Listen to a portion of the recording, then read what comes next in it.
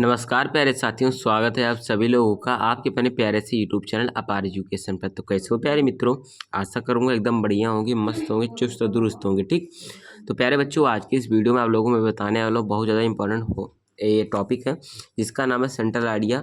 आप लोगों का प्यारे बच्चों कल एग्जाम है, ठीक ना, कल 12 मार्च है, तो बहुत ज़्यादा इंपॉर्टेंट है। तो पूरा वीडियो आपको प्यारे बच्चों वॉच करना है। और जो सेंट्रल आइडिया क्या है, माई मदर एट 66 से का है, ठीक ना। बहुत ज़्यादा प्यारे बच्चों इंपॉर्टेंट होता है ये इस वाले चैप्टर का सेंट्रल आइडिया। ठीक, 3 सेंट्रल आइडिया आपको प्यारे बच्चों याद होना चाहिए। ठीक, 3 अगर नहीं याद है तो कम से कम 2। ठीक, 2 से अधिक हो जाए तो बढ़िया है, अगर 2 याद है तब भी ठीक है।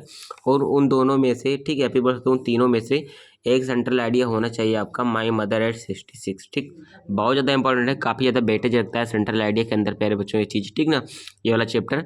तो ये आपको याद ही होना चाहिए। ठीक, तो चलिए प्यारे बच्चों, इस वीडियो में आप लोगों में पूरा याद करा दूंगा, ठीक ना। बहुत ज़्यादा सिंपल यहाँ पर आपको वर्ड्स का मैंने यूज करके प्यारे बच्चों सेंट्रल आइडिया को यहाँ पर राइट किया। ठीक, तो देखिए, सबसे पहले अगर आपको प्यारे बच्चों सेंट्रल आइडिया लिखना है तो चैप्टर का नाम और चैप्टर का ऑर्थर मतलब कवि जो है या फिर कवित्री जो है, किसने इस चैप्टर को लिखा है, ठीक ना।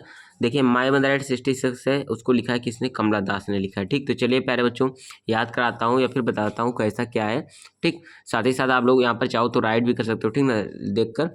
चलिए, यहाँ पर है पहला, देखिए, द पोयम, ठीक ना, यानी जो कविता है माई मदर एट 66। ठीक, यानी जो कविता किस नाम से है, माई मदर एट 66 के नाम से है।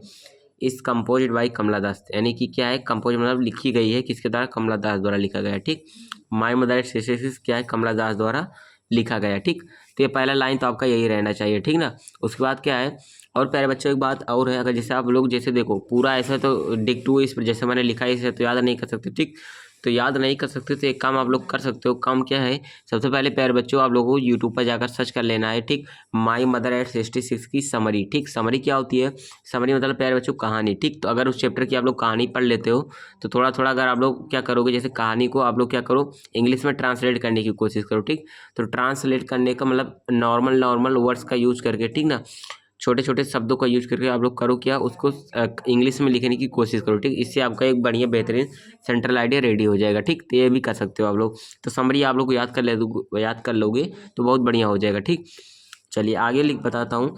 The poem brings out the complexity, ठीक ना, कॉम्प्लेक्सिटी ऑफ ह्यूमन रिलेशंस। ठीक, यानी जब द पोएम ब्रिंग्स मतलब जो कविता है प्यारे बच्चों लाती है, आउट द कॉम्प्लेक्सिटी मतलब कि कितने कॉम्प्लेक्स है, ठीक ना, कठिनता को, ऑफ ह्यूमन रिलेशंस। ठीक, यानी मानव संबंधों की कठिनता को क्या है, ये पोएम दर्शाती है। ठीक, the central idea of the poem is ageing which is the eternal law of nature. ठीक, मतलब जो सेंट्रल आइडिया है, ठीक, ऑफ द पोएम, इस पोएम की जो सेंट्रल आइडिया है प्यारे बच्चों किसके ऊपर है, एजिंग के ऊपर है, यानी कि उम्र के ऊपर है प्यारे बच्चों। ठीक, एज मतलब कि देखिए यहाँ पर सीधे साधा दिख रहा है 66, माई मदर एट 66, इसका मतलब क्या है, मेरी माँ मतलब 66 वर्ष की, 66 66 वर्ष की। ठीक, तो प्यारे बच्चों सीधे साधा दिखा रहा है कि एजिंग के ऊपर है, यानी उम्र के ऊपर है। ठीक, तो वही दिखा रहा है कि the central idea of the poem is ageing, ageing के ऊपर है।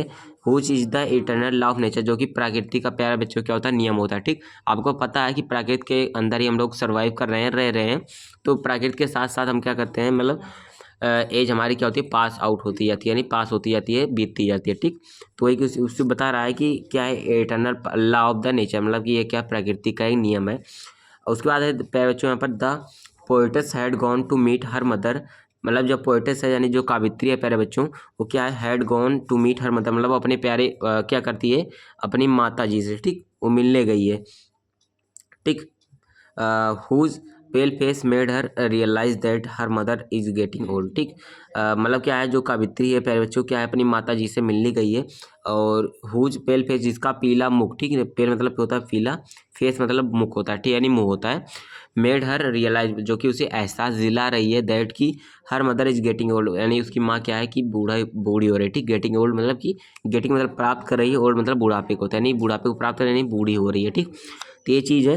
उसके बाद है प्यारे बच्चों, the poets becomes really upset, जो मतलब कावित्री है क्या हो जाती है प्यारे बच्चों, अपसेट हो जाती है, यानी दुखी हो जाती है। ठीक, the poetess also mentions the close relationship whose a mother and a daughter share. ठीक, मतलब जो पोएटस कावित्री होती है प्यारे बच्चों क्या करती है, अपने और अपनी माँ के बीच के संबंधों को दर्शाती है। ठीक, द पोएटेस आल्सो मेंशंस मतलब उल्लेखित करती है, भी दर्शाती है द क्लोज रिलेशनशिप मतलब कि घनिष्ठ संबंधों को, मतलब घनिष्ठ संबंध को which A mother and a daughter share, जो कि क्या है एक मदर और एक डॉटर के बीच का होता है। ठीक, उसके बाद है while going away from her mother who has gone old मतलब उसकी माता क्या है धीरे धीरे ग्रोन ओल्ड मतलब कि क्या कर रही है बुढ़ापे को प्राप्त कर रही है, फिर बूढ़ी होती जा रही है। पोएटस गेट्स डीपली सैडनेट मतलब जो कावित्री पैर बच्चों क्या कर रही है वो डीपली सैडनेट मतलब बहुत ज़्यादा दुखी होती जा रही है। ठीक, गेट मतलब प्राप्त कर रही है, गेट्स मतलब प्राप्त कर रही है, डीपली सैडनेट डीपली मतलब गहरी, सैडनेट मतलब दुखी को यानी बहुत ज़्यादा दुख को। ठीक, तो यहाँ पर प्यारे बच्चों आकर आपको यहाँ पर ठप कर देना है, यहाँ पर बस लिखना है, यहाँ पर बंद कर देना है, तो इतना ही लिखना है आपको। ठीक, तो इतना प्यारे बच्चों अगर आप लोग लिख लेते हो ठीक तो बहुत ज़्यादा अच्छा हो जाएगा, आपको पूरा में पूरा नंबर मिल जाएगा, कोई दिक्कत नहीं होगी। ठीक, तो ये होगा प्यारे बच्चों माय मदर 66 का सेंट्रल आइडिया, जो कि मैंने एकदम अच्छे तरीके से हिंदी में भी ट्रांसलेट करके बता दिया। आशा है कि आपको बढ़िया लगा होगा, अच्छा होगा, समझ में आ गया होगा। ठीक, तो जाना प्यारे बच्चों कल आपका यानी 12 मार्च है, 12 मार्च है, जाना वहाँ पर। अगर आ जाता है मतलब आएगा, ये 110% है, मैंने लिखा है थंबनेल में, और वैसे भी ये ठीक हर बार आता है तो आएगा ही, ये कंफर्म है। ठीक, जाना बताना आया है कि नहीं, ठीक ना, वापस अगर कमेंट करना ठीक क्या कैसे आप लोगों ने किया।